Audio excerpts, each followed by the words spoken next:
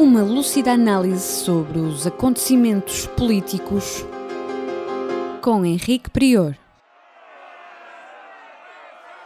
Olá, sejam muito bem-vindas e muito bem-vindos. Hoje estamos então com algumas notícias da semana com o comentário do Dr. Henrique Prior.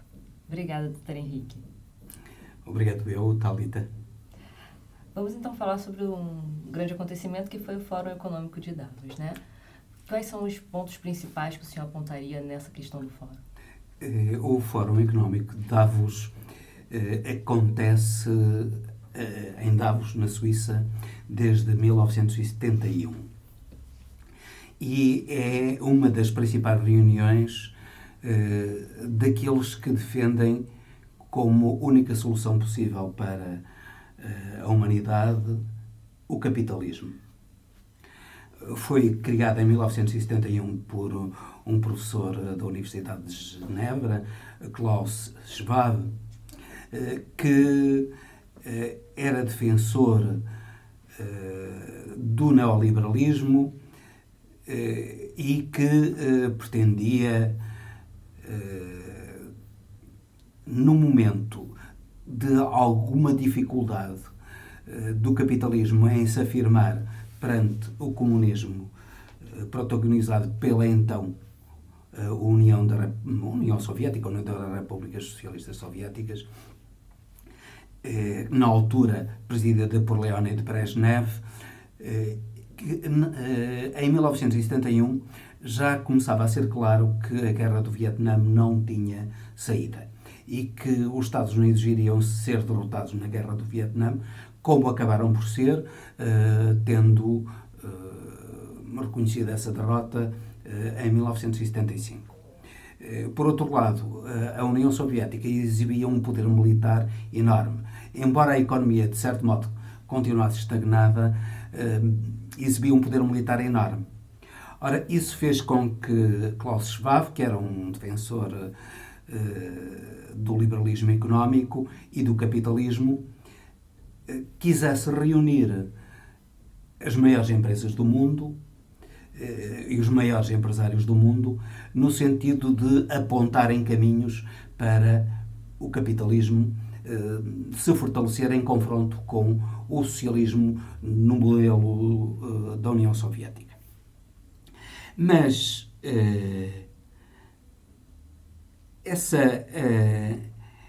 a história de Davos é interessante, porque Davos é uma estância nos Alpes suíços, uma estância turística, e durante muito tempo foi uma estância de cura também. Em Davos desenrola-se, ou na paisagem de Davos, desenrola-se o grande romance de Thomas Mann, A Montanha Mágica. E é curioso, o romance de Thomas Mann foi publicado em 1924. Mas em 1927 aconteceu em Davos algo de importantíssimo para a humanidade. E aquilo que aconteceu foi um debate entre o filósofo neokantiano e defensor da social-democracia Ernest Cassirer e o filósofo alemão. Eu disse sociólogo, queria dizer filósofo, Ernest Cassirer, embora estivesse também ligado à sociologia, nomeadamente à sociologia da cultura, e o filósofo alemão Martin Heidegger. Foram uma série de encontros em Davos entre finais de março e princípios de abril de 1929. E nesse encontro houve uma mudança das escolhas da intelectualidade europeia. Esse encontro foi amplamente difundido. Falava-se a propósito da filosofia e do neocantismo, portanto, da nova filosofia, ou da nova interpretação da filosofia de Kant. E, a propósito disso, gerou-se uma controvérsia enorme entre o neokantiano e social-democrata Ernest Cassirer e o nietzscheano, defensor da fenomenologia, uma filosofia que diz que só poderemos, em princípio, conhecer os fenómenos e não a essência das coisas, ou só poderemos atingir a profundidade das coisas a partir dos fenómenos. Mas muito nietzscheano, Martin Heidegger. E Martin Heidegger defendeu um governo forte e que não se importasse de recorrer à violência para impor a sua vontade. No fundo, aquilo que ele defendeu foi, utilizando uma expressão conhecida, que o mundo podia ser configurado de acordo com uma representação, isto é, um modelo ideal, e de acordo com a vontade de quem configurava a realidade do mundo. É curioso que isso não é muito distante da visão comunista das sociedades. O mundo tem uma representação e depois muda-se de acordo com a vontade de quem pretende mudar a realidade. Estávamos, na altura, face ao avanço do comunismo. Stalin tinha tomado o poder recentemente na União Soviética. Tinham começado os planos quinquenais e, aparentemente, a União Soviética mostrava uma força, já na altura, temida pelo capitalismo ocidental, particularmente pelo capitalismo alemão, que estava ali ao lado. Ora, aquilo que aconteceu foi que Martin Heidegger era um intelectual brilhante, pese embora discordarmos da sua orientação filosófica e política, ele não deixava de ser um intelectual brilhante, sobretudo porque recorria à linguística até para defender as suas posições filosóficas e era um poliglota notável, desde o grego ao latim e a muitas outras línguas. Ele era um poliglota notável.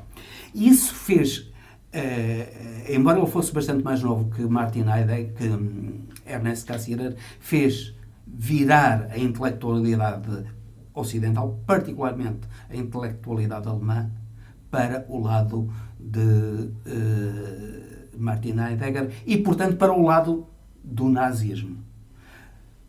Hitler começava então a sua ascensão, que o levaria ao poder em 1933, e Martin Heidegger apoiava Hitler e filiou-se, acabou por se filiar inclusivamente no partido nazi.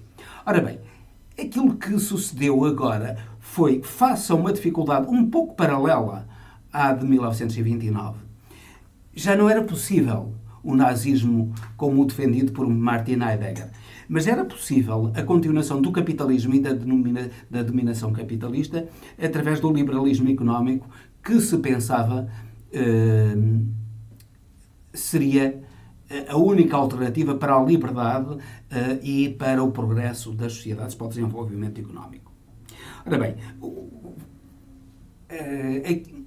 o Fórum de Davos foi concebido através do financiamento de empresas, cerca de 1000 empresas que iniciaram o financiamento, empresas que foram escolhidas por Klaus Schwab, empresas fundamentais a nível mundial, com grande poder económico e que tinham de dar pelo menos $35.000 para cada uma delas para que o Fórum funcionasse. Ora, no fundo, aquilo que passou primeiro, nos primeiros anos, foi apenas uma reunião de empresários, depois passou a ser uma reunião de chefes de Estado, primeiros-ministros, portanto, uma reunião de políticos e também de jornalistas, de pessoas importantes na área da formação das opiniões. E aquilo que se procurou fazer foi ligar as grandes empresas e mobilizá-las para o progresso tecnológico para ficarem à frente da então União Soviética. Claro que sendo um fórum de grandes empresários, de grandes empresas, de grandes políticos, aquilo também era uma feira de vaidades e transformou-se também numa feira de vaidades, que só em 2009 melhorou um pouco a imagem devido à crise financeira mundial.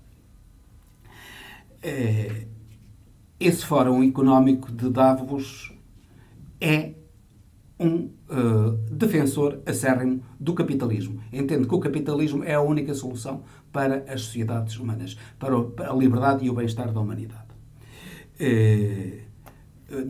Este ano, os temas essenciais foram as novas tecnologias e o clima. Esteve lá a Greta Thunberg a falar também, e Trump também a falar, defendendo o clima. Diz que os Estados Unidos, eles que são os maiores poluidores do mundo, são os grandes defensores do clima. Ele falou de forma muito breve também, né? Ele foi muito conciso. Foi muito breve, ele também não tinha muito a dizer. Uhum. Trump fala através de tweets de meia dúzia de linhas. Ele não é um indivíduo capaz de fazer um discurso longo e com princípio, meio e fim. É um indivíduo completamente despido de ideias e por isso é natural. Ele fala mal da Greta Thunberg, mas a Greta Thunberg ainda é capaz de fazer um discurso com princípio, meio e fim. Ela com 16 ou 17 anos que tem agora. Ele não. Com a idade que tem, com 70 e tal anos, não é capaz de fazer isso. Se equipara ao Bolsonaro, então, né? Equipara-se um pouco equipara-se ao Bolsonaro, por isso eles são admirados. Por isso o Bolsonaro o admira tanto. Pois. Com subserviência. Ora, embora, curiosamente, o Fórum de Davos estabeleceu a necessidade das emissões zero, o que vai muito contra a opinião de Trump e até de Bolsonaro. Porque a generalidade dos países a nível mundial sente os efeitos das alterações climáticas, como se viu agora ainda na tragédia da Austrália, algo nunca visto. Portanto, o Fórum Social representa os interesses do capitalismo e do liberalismo económico e da globalização, tal como a quer o liberalismo económico. Claro que isso apenas serviu ao longo do tempo para concentrar a riqueza. Mas vamos já falar disso. Contraponto-se ao liberalismo económico e capitalista do Fórum Económico e Social de Davos está o Fórum Social Mundial, que se reuniu pela primeira vez em 2001 em Porto Alegre. Porto Alegre, capital gaúcha. Exatamente. No Rio Grande do Sul. E essas questões sociais, doutor Henrique, dentro desse contexto? Em Porto Alegre tenta-se lutar contra a globalização e contra as desigualdades. Eu penso que a luta contra a globalização não é uma luta de todo em todo defensável. A globalização é uma realidade e não vale a pena estar-se a lutar contra ela, inclusive a globalização económica, porque a globalização económica tem também um efeito benéfico. Se for conduzida com o mínimo de justiça, é que a globalização económica permite precisamente aos países mais pobres do mundo, vamos, por exemplo, o Bangladesh, o Vietnã, beneficiam muito, o Paquistão, países muito pobres têm beneficiado da globalização, apesar de tudo, apesar da exploração enorme, apesar do sofrimento enorme das populações, apesar de tudo tem havido algum benefício para as populações desses países, coisa que não existia antes e que é derivado da globalização. Portanto, a globalização em si, por si, pode até ser boa. O que não é bom é a globalização desigual, em que as grandes empresas impõem os seus interesses e subordinam tudo aos seus interesses, mantendo na miséria os países subdesenvolvidos, como o caso do Bangladesh, da Índia, etc. Agora, as desigualdades, sim, as desigualdades, sim. É completamente inaceitável que as desigualdades continuem a nível mundial. E há países onde as desigualdades são absolutamente chocantes, desde a África do Sul, que é o país mais desigual do mundo, ao Brasil, que tem um índice de desigualdade também enorme. O Fórum de Porto Alegre tem uma característica, é que por um lado, tem-se desenvolvido em vários países, tem-se descentralizado. Tem sido mais no Brasil, mas tem-se descentralizado muito. Por outro lado, foca-se em temas muito mais de interesse das pessoas do que de interesse da economia. Nomeadamente este ano, o Fórum Social Mundial vai-se desenrolar em Porto Alegre, já se desenrolou também em Belém, na Bahia, noutros lugares, e vai centrar-se no problema do envelhecimento, que é um problema, neste momento, crucial para a humanidade. E é importante que esse problema seja abordado. E ainda bem que o Fórum Social Mundial o vai abordar. É necessário, perguntamos nós, mas estará completamente desatualizado o Fórum Económico de Davos, desatualizado, e o Fórum Social Mundial, o Fórum Social Mundial de Porto Alegre. Eu penso que é muito importante. Falaste de economia, falaste das relações de desigualdade, do combate à desigualdade, do combate à corrupção, do progresso económico e das pessoas. O Fórum Social não pode ignorar a necessidade de progresso económico.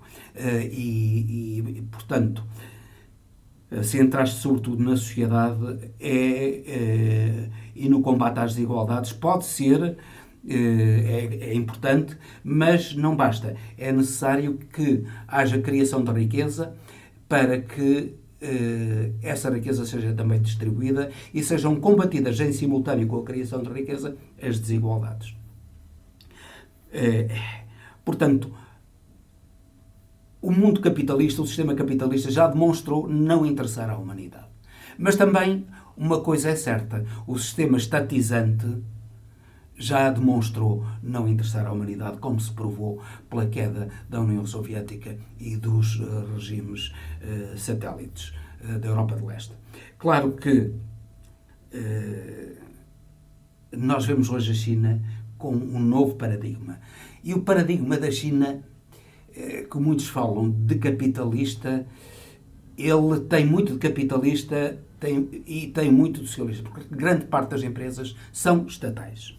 O que elas têm é uma coisa que é importante no capitalismo. É o sistema de mercado. Frequentemente confunde-se o capitalismo com o mercado. Ora, o capitalismo não é exatamente um mercado. Porque as empresas, sendo de propriedade do Estado, podem elas concorrer umas com as outras. Mas é importante também que, para além disso, os particulares sejam chamados a colaborar com as suas capacidades, a sua inteligência, o seu espírito de iniciativa no progresso económico e social. Só que o devem fazer não apenas por ganância, em benefício próprio, mas o próprio investimento privado deve ter uma função social. Deve não só enriquecer o empresário, mas deve enriquecer toda a sociedade no seu conjunto. Se não for assim, não serve o investimento privado. E essa união entre o investimento privado e o investimento público e esse funcionar do mercado são essenciais para o progresso económico, juntamente com medidas para combater as desigualdades, combater a corrupção e outros males que, no fundo, conduzem ao sofrimento e à miséria de grande parte da humanidade.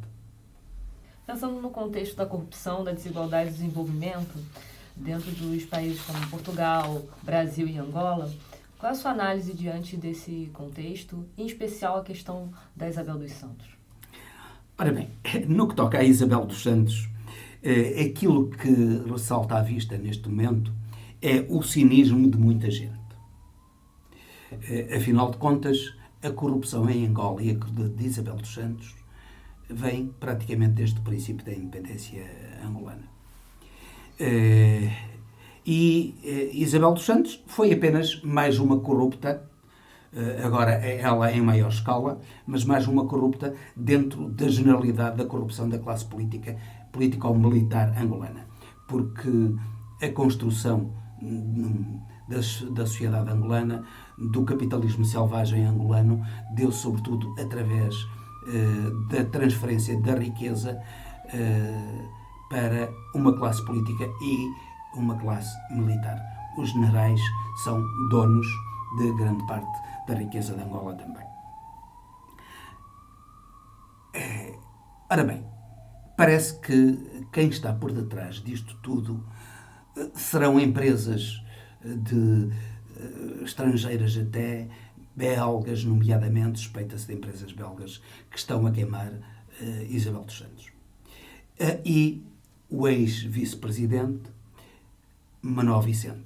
Manuel Vicente, que teve um caso aqui em Portugal e que o atual presidente angolano, João Lourenço, conseguiu pressionar a justiça portuguesa para transferir o caso para Angola. E o caso, obviamente, não está julgado, nem será julgado, e Manuel Vicente, apesar de ser um grande corrupto, Manuel Vicente foi dirigente da SONA Angola e a ele sucedeu Isabel dos Santos, de ser um grande corrupto, reconhecidamente corrupto, e Manuel Vicente está por detrás também destes ataques a Isabel dos Santos. E acaba por ser muito uma guerra entre corruptos. Todos sabiam da corrupção de Isabel dos Santos, todos em Angola, e agora o que é curioso é que eles sabia-se também em Portugal.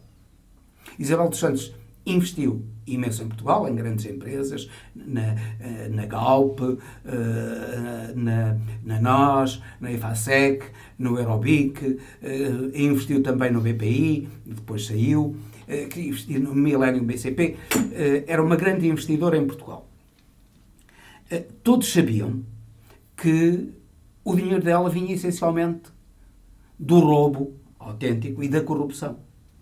Mas todos fechavam os olhos. E agora vemos o governador do Banco de Portugal, um senhor chamado Teixeira dos Santos, do Eurobic, que curiosamente foi ministro de Sócrates e levou a cabo essa grande fraude, esse grande roubo à população portuguesa, que foi a socialização dos prejuízos do BPN. O Eurobic é um sucessor do BPN. O BPN devia ter falido e não os seus prejuízos distribuídos por todos os portugueses. Em vez disso, não se sabe, gerindo que interesses e como testa de ferro de que interesses, Teixeira dos Santos impediu a falência e meteu milhões e milhões, estima-se que em 7 mil milhões do Estado, que estão neste momento metidos no BPN, no Estado, isto é, dos portugueses, que estão metidos no BPN. E depois disso tudo, esse senhor Teixeira dos Santos vai para a presidência do Eurobic e diz que é um senhor acima de qualquer suspeita. Quer dizer, o indivíduo que distribuiu pelos portugueses a ganância, a fraude, o roubo do BPN, vai para o banco que sucedeu ao BPN e diz ele que é uma pessoa muito honesta, acima de qualquer suspeita, e que ninguém tem nada a apontar-lhe. É este o cinismo, incluindo o Banco de Portugal. O governador do Banco de Portugal tem sido absolutamente trágico em tudo aquilo que tem feito. Já há muito que devia ter sido demitido e, inclusivamente, levado a tribunal por cumplicidade em enormes fraudes. Não só no BPN, mas também, posteriormente, no caso BES. E nestes casos de Isabel dos Santos e outras fraudes que estão por aí e que o Banco de Portugal não pode ignorar, não ignora de certeza, porque o Banco de Portugal conhece as coisas mais elementares, coisas de 200 euros ou 300 euros, conhece isso, não havia de conhecer de muitos milhões ou milhares de milhões. Claro que conhece, simplesmente Governador do Banco de Portugal fecha os olhos a isso, sistematicamente. Claro que a corrupção é uma tragédia para os países. A corrupção, no fundo, é o principal causador das desigualdades e da miséria e da generalidade da população. E a prova disso é, por exemplo, o Brasil. Entre 180 países, o Brasil está em 105º nos índices de corrupção a nível mundial. O menos corrupto é a Dinamarca. Depois são praticamente todos os países, nos 10 primeiros países, são praticamente todos europeus, dos menos corruptos do mundo. São praticamente todos europeus, exceto o Canadá. É o único dos países não europeus que está nos 10 primeiros lugares dos menos corruptos. Portugal ocupou o 30º lugar, já desceu um pouco, já esteve bastante mais abaixo do 30º lugar, mas neste momento está em 30º lugar nos índices de corrupção. Portanto, repare-se, muito mais acima do Brasil e de muitos países europeus, inclusivamente nos índices de corrupção está à frente da Espanha, da Itália e da Grécia. Mas Portugal está em 30º lugar, sobretudo porque não têm sido levadas a cabo, não se têm tomado medidas sérias de combate à corrupção em Portugal. Neste momento, em Portugal, quem roubar ao Estado 50 mil euros é tão punido, praticamente pode ser tão punido, como quem rouba ao Estado, isto é, aos portugueses, 5 mil milhões ou 50 mil milhões. E obviamente que isso não é justo, não pode ser. Quem tem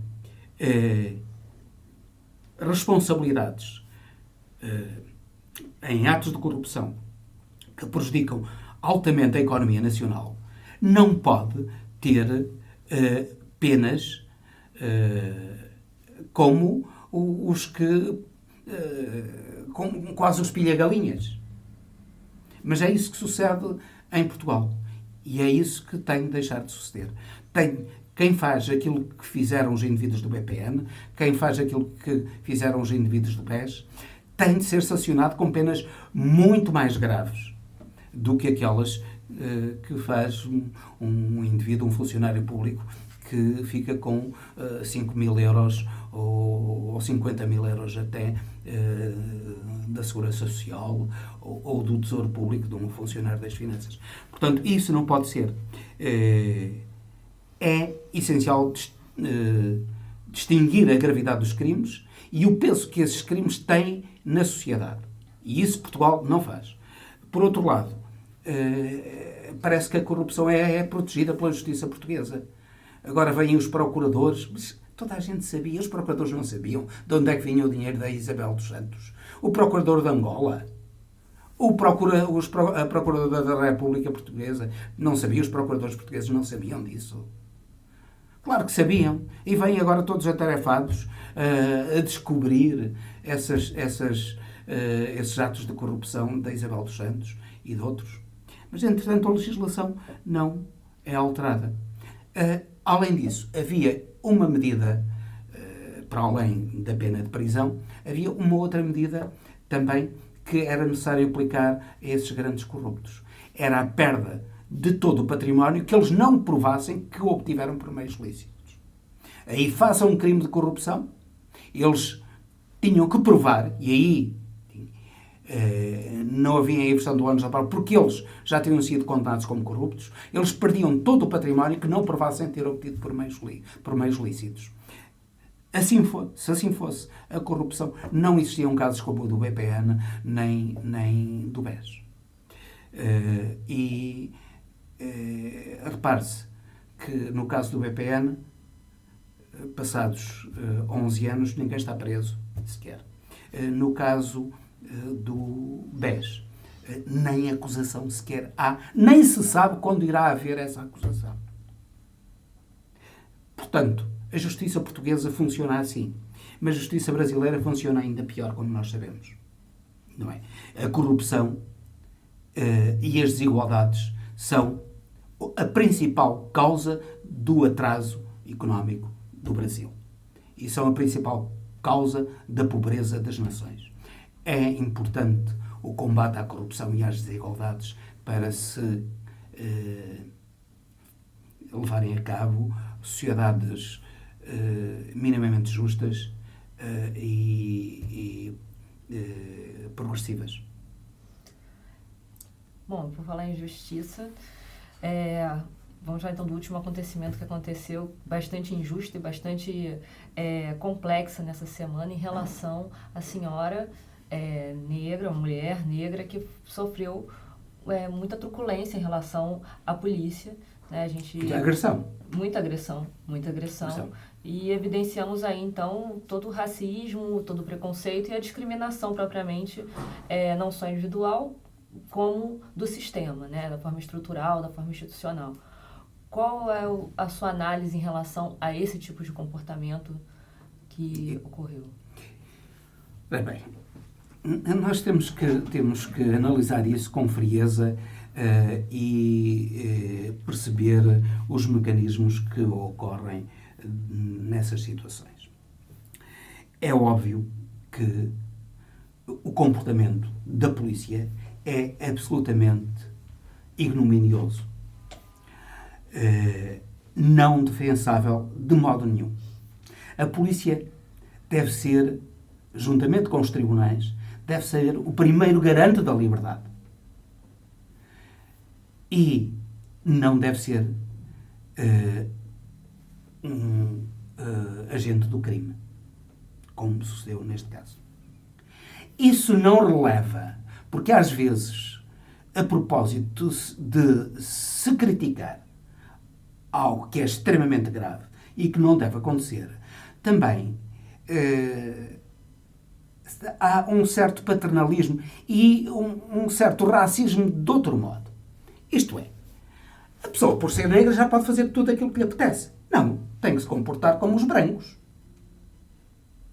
Ou não? Senão, há o racismo em sentido inverso. E aquilo que é exigível a um branco tem de ser exigido também a um negro. Claro que nós sabemos que nem sempre isso é possível, porque os negros, nas nossas sociedades, são altamente prejudicados em termos económicos, em termos sociais, em termos educacionais, em termos de saúde, em tudo.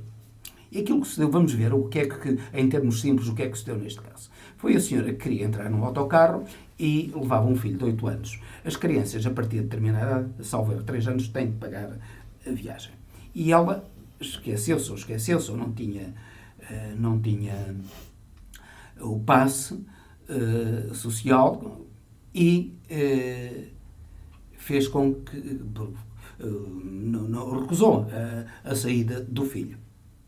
Isso motivou que o motorista chamasse a polícia tentou tirá-la do autocarro porque o filho não podia ir no autocarro. É lamentável desde logo que não tenha havido alguém que disse: eu compro um bilhete para o miúdo ir ali. Ou até a polícia o fizesse. Bem, embora isso muitas vezes possa ter outros contornos. A polícia também não pode andar a pagar às crianças que não têm possibilidades económicas de o fazerem. Não é propriamente uma instituição de solidariedade social. Mas a verdade é que a senhora também, em circunstâncias daquelas, não deveria ter insistido em que a criança fosse. Ela poderia, quando muito, ir novamente a casa, buscar algum dinheiro e comprar ou buscar o passe e seguir no autocarro seguinte. Não o fez. Face a isso, a polícia tentou tirá-la do autocarro. Ela também não reagiu bem e agrediu o polícia mordendo. O polícia prendeu-a, tê-la levado para a esquadra e no caminho tê-la agredido, como nós vemos na televisão, de uma maneira absolutamente bárbara. É algo absolutamente inaceitável. A polícia tem de ser garante da liberdade. Os polícias têm de ser educados como garantes da liberdade, têm de respeitar todos os cidadãos.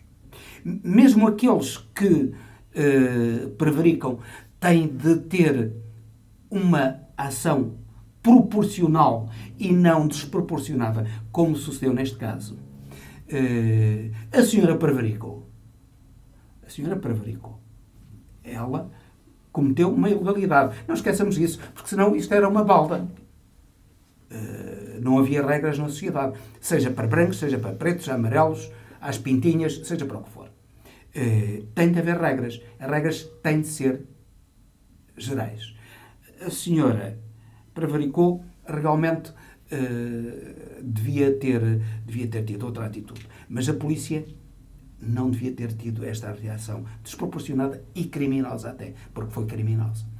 E lamentamos que os comandos da polícia tenham, no fundo, defendido atuações deste género da polícia. Não podem. Os comandos policiais e as entidades políticas, nomeadamente o Ministro da Administração Interna, não podem defender posições deste género. Não podem defender estes comportamentos. Estes comportamentos têm de ser sancionados. E nós temos de ter confiança nas polícias. Mas as polícias devem merecer também a nossa confiança. E devem, portanto, ter atuações proporcionadas, tranquilas, serenas, embora firmes, mas tranquilas e serenas, e sem violência e sem crime. Enquanto não for isso, atitudes como dos comandos da polícia só prejudicam a imagem da polícia, só prejudicam a confiança que os cidadãos devem ter na polícia, que tem de ser uma confiança total. Só um ponto, eu não acredito no racismo contrário, uma vez que a linha era a linha da Amadora, né? E eu acredito que não aconteceria da mesma maneira se fosse uma branca na linha de Sintra. Então, acredito que tem algumas especificidades que realmente, nesse contexto do racismo e da discriminação... Tem razão, doutora Thalita. Tem razão. Provavelmente não sucederia isso. Provavelmente não sucederia isso. Mas isso não significa que o comportamento da senhora que foi agredida não tenha sido ilegal. Sim, o facto de alguém cometer uma ilegalidade não nos dá direito a nós de cometermos também essa ilegalidade. Claro que nós podemos dizer, então cadê os outros, como dizem os brasileiros, não é? Cadê os outros? Mas a verdade é que isso não nos isenta de agirmos dentro da lei. E sem paternalismos contra ninguém. Claro que essas pessoas da Amadora são pessoas marginalizadas. Não há ascensão social, como tem dito. Elas vivem com enormes dificuldades. Essa mãe provavelmente tinha dificuldades em comprar até o passo para o filho. Tudo isso é verdade. Mas a verdade é que a legalidade tem que ser cumprida também. E que os policiais sejam agentes da lei, né? Não do crime. E que, claro, que a polícia seja a agente da lei, de defesa da lei, de defesa da liberdade e não agente do crime. Claro, isso é essencial. Perfeitamente, doutor Henrique. Muito obrigada, então, pela sua participação aqui conosco. Obrigado eu, Thalita, e obrigado aos nossos espectadores por me terem escutado. Obrigada. Concluímos aqui, então, mais um Política Impura. Convidamos a todos e a todas a participarem, então, da nossa página no Facebook, a visitarem o nosso site rtf.pt e radiotransforma.pt. Até a próxima!